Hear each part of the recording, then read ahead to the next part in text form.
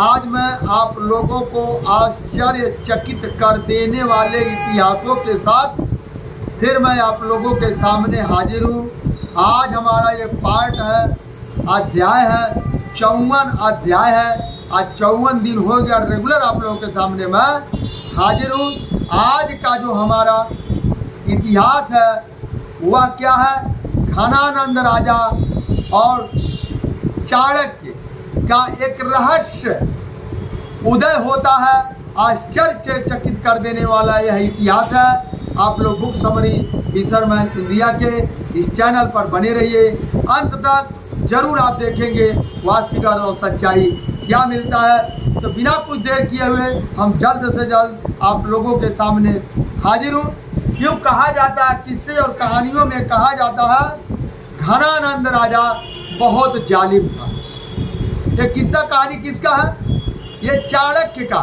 चाणक्य का लेखों में ये कहा जाता है घनानंद राजा बहुत ही जालिम, बहुत ही क्रूर था और बहुत ही खतरनाक था। ये किसने लिखा? ये चाणक्य ने लिखा। लेकिन वही इंडिका बुक में जो मैगजीन जो लिखते हैं, क्या लिखते हैं, क्योंकि वो हमेशा सत्य का पोल खोलते हैं, कौटिल्य वो लिखे हैं, चाणक्य ये लिखा है कि चाणक्य घनानंद राजा के दरबार में जाता है और ये कहता है, चुटिया खोल करके कहता है अपनी कि मैं तुम्हारा सर्वनाश कर दूंगा। घनानंद के राजा के आंगन में जाकर कहता है मैं तुम्हारा सर्वनाश कर दूंगा। और ये कह करके वहाँ से आता है, कहता तब तक मैं चुटिया नहीं गठियाऊंगा अपना जब तक तुम्हारा सर्वनाश नहीं कर दूंगा। ये देखिए दोस्तों, ये कौन कह रहा है? ये चाणक्य कह रहा है। दूसरी तरफ चाणक्य क्या कह रहा है? बहुत जालिम राजा था, क्रूर राजा था, वो किसी का नहीं सुनता था। तो ये तर्कों के अनुसार ये बता रहा है जब एक क्रूर राजा था, एक जालिम राजा था और घनानंद राजा जो था पहली बार भारत के अंदर उन्होंने जो आज ठंडा कूल जो रावलपिंडी से लेकर के बंगाल तक जीटी रोड का वह निर्माण करवाया था, जिसको आज जीटी रोड कहा जाता है, शेरशाह सूरी मार्ग कहा जाता है, ग्रैंड ट्रंक रोड कहा जाता है, उसका निर्माता घनानंद राजा था। और जब घनानंद राजा इतना जालिम था तो एक आदमी को, कौटिल्य नाम का आदमी को, चाणक्य नाम का आदमी को वो जाकर चुटिया खोल करके बड़े दरबार में वह ये कह रहा है कि मैं तुम्हारा सर्वनाश कर दूंगा। और वह राजा, सोचिए आप लोग, वह राजा सिर झुका करके सुनता रहा और ऐसे आदमी को और वह बाइज्जत जाने दिया। क्या ऐसा हो सकता है? आप लोग सोचिए, आपके घर में कोई आकर के, आज राजा के दरबार में कोई आकर के ललकार करके देखे, वो क्या बच के जाएगा?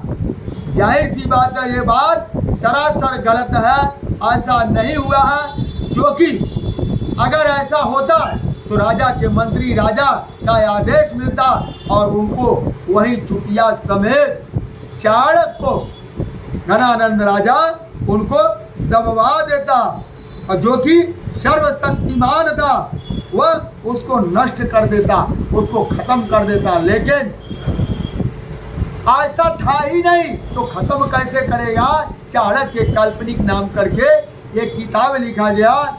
ये ऐसा हमें और आपको माइंड को तैयार करने के लिए कि ब्राह्मण एक ऐसा प्राणी है कि किसी को कुछ भी बना सकता है।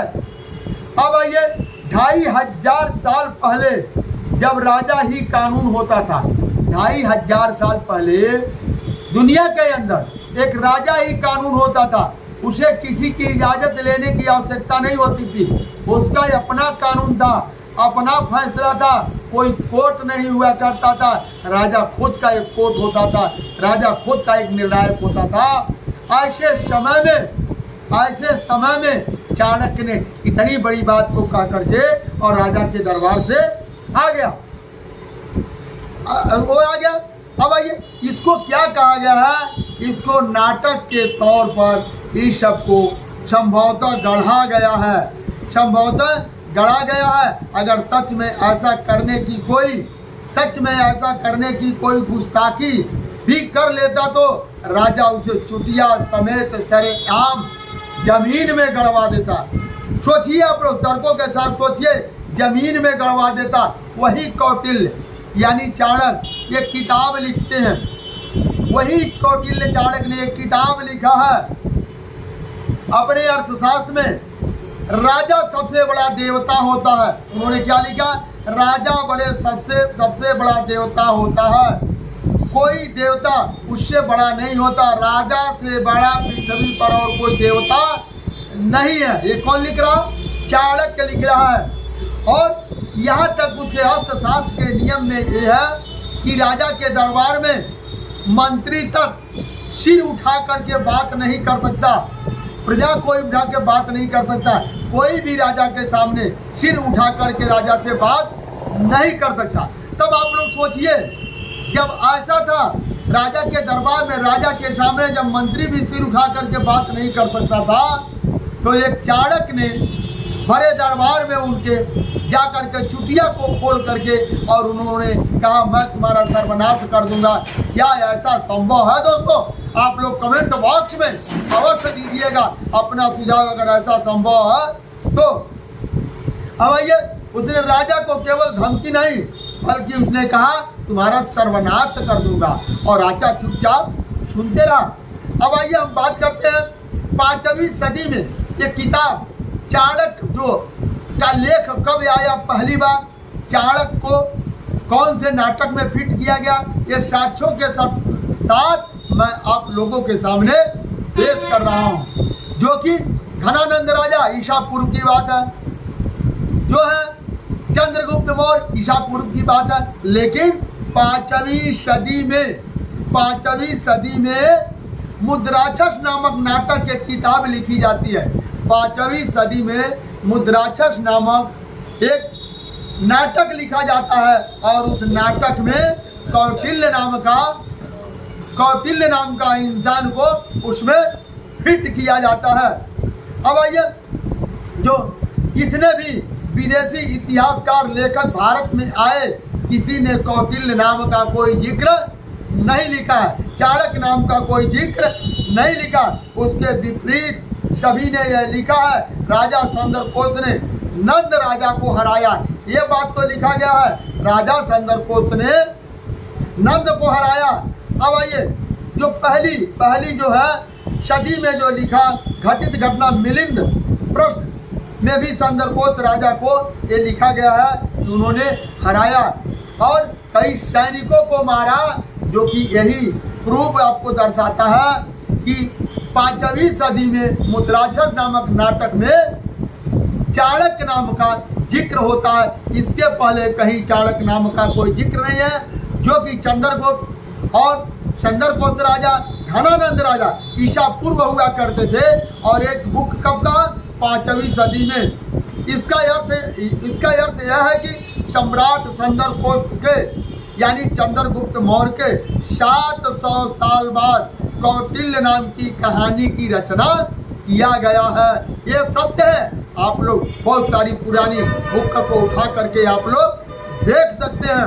मैन पावर जर्नल दिल्ली के संपादक एम.एस. प्रकाशन राव अपनी पुस्तक में लिखते हैं, अपनी पुस्तक में वो लिखते हैं जो है 1968 में और 1923 के बीच में जो इस बुक का जो आधार था 653 पृष्ठ का था। ये मैं नहीं कह रहा हूँ, एक बहुत बड़े पुस्तक लेखक man power general of Delhi के संपादक ये कह रहे हैं। लेकिन क्या हुआ, 1923 से पहले ये था, लेकिन आते आते आज क्या हुआ, 1500 पेजों का उनका एक पुस्तक लिखा गया।